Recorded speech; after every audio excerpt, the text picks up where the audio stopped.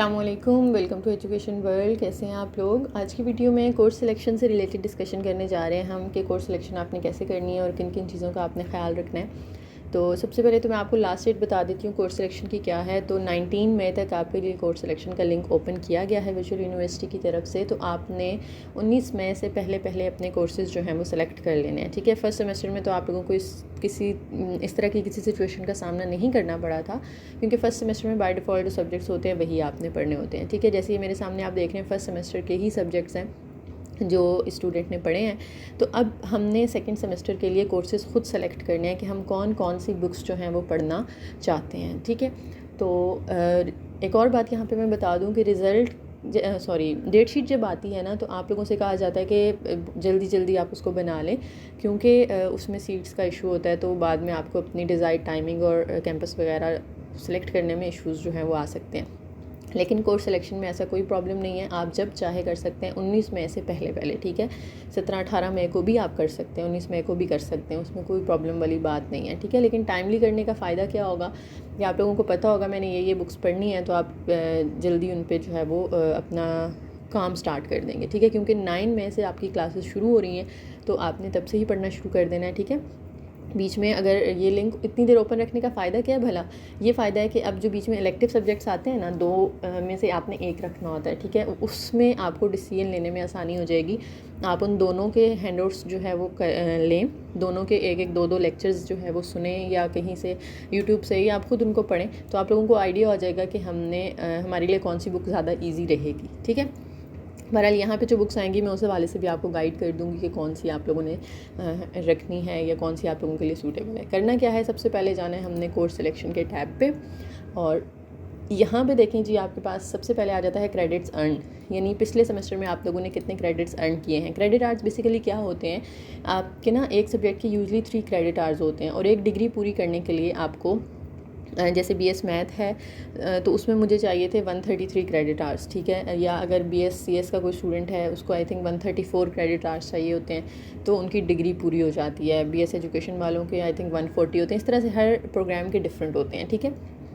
तो आप लोगों ने ये क्रेडिट आवर्स पूरे करने होते हैं। तो इसमें सिर्फ क्या है कि एक सब्जेक्ट पास हो गया, आपको 3 क्रेडिट आवर्स मिल जाएंगे, ठीक है। प्रैक्टिकल सब्जेक्ट्स का 1 क्रेडिट आवर होता है। उसके अलावा सिर्फ फर्स्ट सेमेस्टर में पाक स्टडीज़ और इस्लामियात ऐसी बुक्स थी जिनके 2 और 1 थे, बाकी सबके 3 होते हैं एक्सेप्ट प्रैक्टिकल्स, ठीक है। उसके नीचे लिखा होगा कि करंट सेमेस्टर नंबर आपका कौन सा है। तो फर्स्ट इस पास हो गया, तो यहाँ पे सेकंड लिखा हुआ होगा, ठीक है। क्रेडिट एग्जेम्प्टेड क्या है, इससे आपका कोई वैसे ताल्लुक़ नहीं है, ये कन्वर्जन वगैरह के लिए होता है। अच्छा, मैक्सिमम क्रेडिट लिमिट्स, इस बात को आप लोगों ने माइंड में रखना है कि आपने ना 17 क्रेडिट आवर्स जो है वो लाजमी सेलेक्ट करने हैं, ठीक है। अब ये 17 है, लेकिन ये सबके लिए डिफरेंट हो सकते हैं। अगर आपका CGPA अच्छा है ना, यूजली क्या होता है 3.5 से अबव CGPA के लोगों को ज़्यादा क्रेडिट आवर्स भी अलाउ होते हैं, ठीक है। यहाँ पे फॉर एग्जांपल 21 इस तरह के क्रेडिट आवर्स आ रहे होते हैं, तो आप उतनी बुक सेलेक्ट कर सकते हो। लेकिन आप लोगों ने अपने उसमें रह के करना है कि जितनी बुक्स आप इजीली पढ़ सकते हैं। बहुत ज़्यादा कम भी सेलेक्ट नहीं करनी, ये ना हो कि आपकी डिग्री 8 सेमेस्टर्स की बजाय 9 सेमेस्टर्स पे चली जाए, ठीक है। तो जितने ये यहाँ पे कहें, यानी आप लोगों के लिए बेहतर क्या है कि आप देखें, इसको हम बड़ा कर लेते हैं। ये यहाँ पे ये देखें जी, आपको जो सब्जेक्ट्स दिए हैं ना उन्होंने, तो ये इसके क्रेडिट आवर्स लिखे हुए हैं। तो ये सेमेस्टर नंबर है।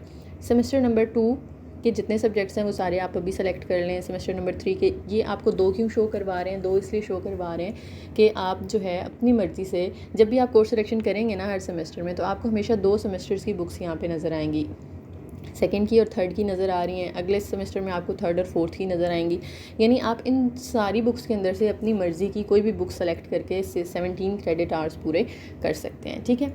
और सबसे पहले तो देखिए VU 001 सेमेस्टर नंबर 1 में थी। ये पता नहीं कोई इशू चल रहा है या क्या, ये हमारे स्टूडेंट्स ने इसको कंप्लीट तो किया था, इसकी सारी जो भी इंस्ट्रक्शंस थी, लेकिन फिर भी अभी तक उन्होंने जो है इसको दोबारा मतलब इंक्लूड कर दिया है। तो ये आप लोग ईमेल वगैरह करके वैसे पता कर लें कि इसमें क्या इशू है। शायद ये दोबारा पढ़ाना चाह रहे हों, लेकिन ये इनको वैसे पास कर देना चाहिए था। आप लोग जिनका अगर शो हो रहा है ना, तो ईमेल करें अपनी VU की ईमेल आईडी से, BC210 वाली जो है ना, वो @vu.edu.pk वाली जो आईडी है, उससे ईमेल करके आप लोग उनसे पूछें कि ये क्यों नहीं उन्होंने ना क्लियर किया आप लोगों का। अच्छा जी, तो चलते हैं आगे। सेकंड सेमेस्टर का आपके पास जो है ये बुक है CS 201 की, आपने इसे सेलेक्ट कर लिया, ठीक है। और मैं रिकमेंड करूँगी कि आप जो प्रैक्टिकल है ना वो लाजमी इसके साथ सेलेक्ट करें, क्योंकि जब आपने ये बुक तैयार करनी है तो साथ ही उसका प्रैक्टिकल भी आपका जो है वो प्रिपेयर हो जाएगा, ठीक है।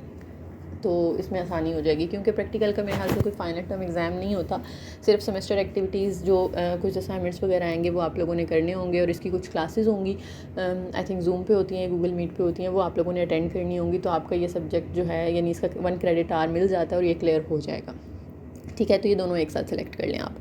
उसके बाद यहाँ पे सिलेक्टिव ये बड़ा इशू बना हुआ है सेकंड सेमेस्टर के बच्चों का कि हम इको पढ़ें या हम MGT पढ़ें। तो एक तो सोल्यूशन ये है जो मैंने आपको बता दिया पहले कि आप दोनों बुक्स डाउनलोड करें, ठीक है। अभी बहुत टाइम है, 19 मई तक आप लोग इसको चेंज कर सकते हो। इलेक्टिव में क्या है कि आपने कोई एक चूज़ करनी है, ठीक है। MGT चूज़ करनी है या ये चूज़ करनी है, दोनों चूज़ नहीं करनी, ठीक है। अच्छा, क्या करें कि आप लोग हैंडआउट डाउनलोड करके 1-2 लेक्चर सुन के देख लें। वैसे मैं आप लोगों को थोड़ा सा बता देती हूँ इको क्या है। इको के अंदर आप लोगों का कॉन्सेप्चुअल सारा सिलेबस है कि कुछ थ्योरी भी है और साथ में कुछ जो हैं वो न्यूमेरिकल टाइप क्वेश्चंस होंगे, लेकिन बहुत आसान है, कोई इसमें मुश्किल नहीं है। अगर आप लोगों को मैथ अच्छा लगता है, या मैथ तो वैसे कम ही लोगों को अच्छा लगता है, लेकिन फिर भी अगर आप कॉन्सेप्चुअल चीज़ें जल्दी पिक कर सकते हैं तो आप लोग ये सब्जेक्ट पढ़ें। और MGT 211 सारी थ्योरी है।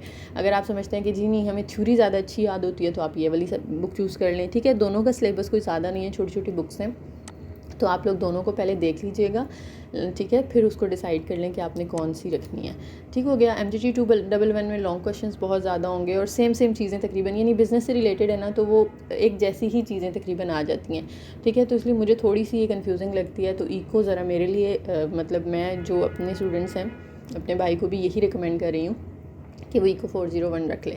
लेकिन आप लोग अपनी मर्ज़ी से देख लीजिएगा। अगर कॉन्सेप्चुअल चीज़ें ज़्यादा अच्छे से पिक करते हैं तो ये इको बेस्ट है, और अगर जैसे कहते हैं ना कि रट्टा अच्छा है तो आप लोग ये MGT रख लें, ठीक है। एक यहाँ से सेलेक्ट हो गया। उसके बाद इंग्लिश 201। अच्छा, कुछ बुक्स ना आप जब तक पिछले सेमेस्टर की, जैसे इंग्लिश 101 है और MTH 101 है, वो जब तक आपने पास नहीं की होंगी ना, आपको नेक्स्ट नहीं रखने देंगे। यानी अगर कैल 2 आपका आ रहा है ना MTH 301, तो जब तक आपने कैल 1 पास नहीं किया तो आप 2 नहीं रख सकते, ठीक है। तो इसी तरह से यहाँ पे जैसे आपके सामने ये थर्ड सेमेस्टर की बुक आ रही है CS 301, लेकिन इसके लिए प्री रिक्विजिट है CS 201। यानी जब तक आप ये वाली बुक आप पूरी नहीं करेंगे, उसको मतलब पास नहीं करेंगे, आप लोग ये सिलेक्ट नहीं कर सकते। इसीलिए इसका यहाँ पे एक्शन बटन भी जो है वो एक्टिव नहीं है, ठीक है। उसके बाद डिस्क्रीट मैथ बहुत आसान है। अच्छा, कुछ लोगों का, अब ये तो BSIT का स्टूडेंट है ना, ये जो मैंने खोला LMS, तो BSCS के जो स्टूडेंट्स हैं ना, उनका यहाँ पे MTH 301 आ रहा होगा और नेक्स्ट सेमेस्टर में यहाँ पे MTH 202 आ रहा होगा, ठीक है। तो आप लोगों ने क्या करना है, दोनों मैथ एक साथ ना रखिएगा, ठीक है। अगर आप लोगों को मैथ अच्छा लगता है तो रख लें, लेकिन बेहतर है कि आप इस सेमेस्टर में एक मैथ पढ़ो, फिर अगले में एक मैथ पढ़ो। यानी आप लोग रिकमेंडेड बुक्स जो होती हैं ना, ये 2 जिनके सामने लिखा हुआ है, बेहतर है कि आप वही चूज़ करें, ठीक है।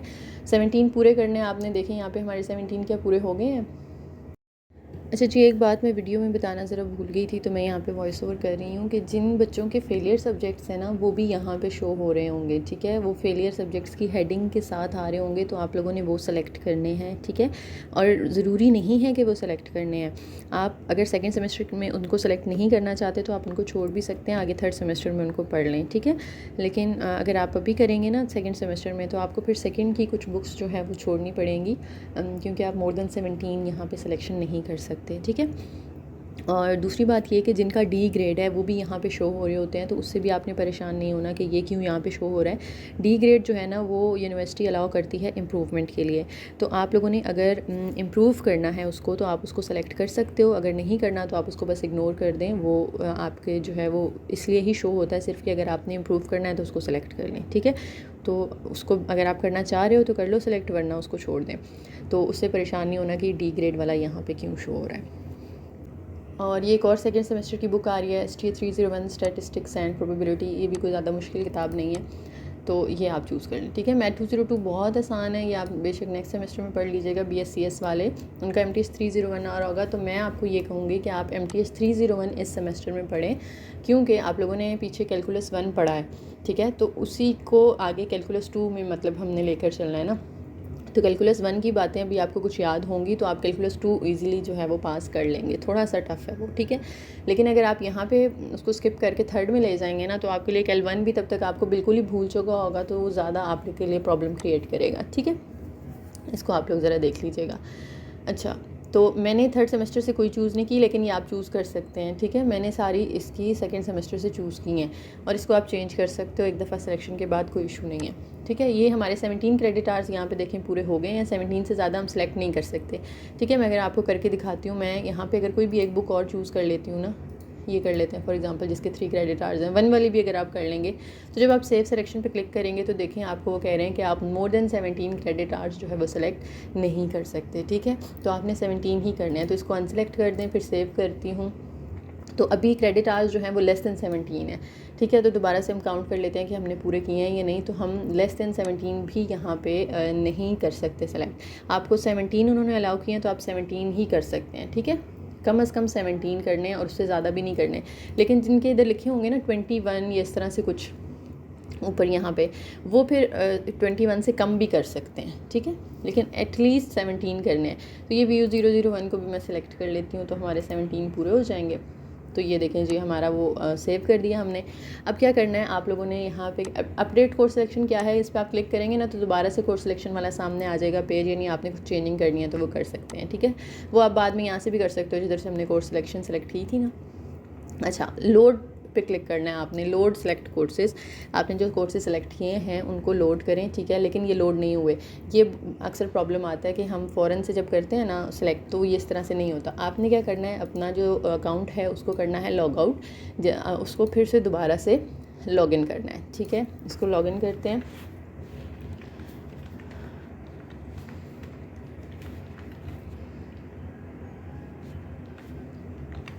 ठीक है जी, इसको हम करते हैं साइन इन दोबारा से। तो आप देखेंगे कि आपके कोर्सेज़ जो है वो अपडेट हो गए हैं, ठीक है। देखें CS201, CS201 practical, eco, English 201, अब ये सारे नए कोर्सेज़ आ गए हैं और अब आप इसको आगे कंटिन्यू कर सकते हो, ठीक है जी। तो पढ़ाई अभी से शुरू कर देनी है, ज़्यादा आप लोगों ने देर नहीं करनी। अच्छा, एक और बात यहाँ पे मैं बता दूँ फ़ीस से रिलेटेड भी, कि जब आप 17 क्रेडिट आवर्स कर रहे हो ना तो आपकी फ़ीस कुछ और है। अगर आपको 21 क्रेडिट आवर्स अलाउ हैं तो आपकी फ़ीस जो है वो चेंज हो जाती है, ठीक है। बुक्स ज़्यादा होंगी तो फ़ीस भी ज़्यादा होगी, बुक्स कम है तो फ़ीस भी कम होगी। जैसे अगर आपकी मेरे ख्याल से होती हैं, और ये प्रोग्राम के हिसाब से भी मैटर करता है, क्योंकि जैसे मैं BS मैथ कर रही थी तो मेरे भी 7 सब्जेक्ट्स थे, तो मेरी फ़ीस होती थी 2700 वो पर इंस्टॉलमेंट ना, पर मंथ के हिसाब से। लेकिन मेरी सिस्टर BS एजुकेशन कर रही थी तो उनकी भी 7 सब्जेक्ट्स होते थे, लेकिन उनकी फ़ीस होती थी 2200, 2250 इस तरह करके। तो ये प्रोग्राम्स में भी मैटर करता है, फ़ीस डिफरेंट होती है और सब्जेक्ट्स पे भी डिपेंड करता है। सब्जेक्ट ज़्यादा होंगे तो आपकी फ़ीस ज़्यादा होगी, ठीक है।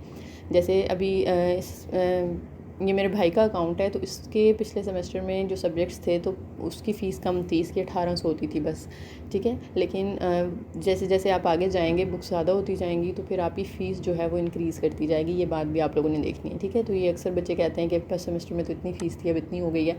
सब्जेक्ट ज़्यादा होंगे तो आपकी फ़ीस भी इंक्रीज़ हो जाएगी, पर सब्जेक्ट के हिसाब से आपकी फ़ीस होती है, ठीक है। तो ये थी कोर्स सिलेक्शन से रिलेटेड वीडियो। और कोई अगर आप लोगों को प्रॉब्लम है, कोई क्वेश्चन आप लोग पूछना चाहते हैं तो कमेंट सेक्शन में पूछ सकते हैं। वीडियो पसंद आई हो तो लाइक करें, शेयर करें और चैनल को सब्सक्राइब करें। Thank you.